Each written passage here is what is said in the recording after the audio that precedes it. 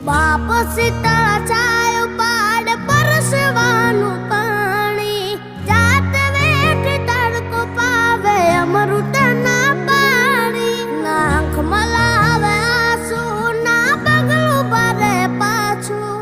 કહું છું આજ હાચું બાપ વિના ભોજન કાચું જેના રાજીમાં ઉતાર એનું ઉજળું જીવતાર એ જિંદગીનું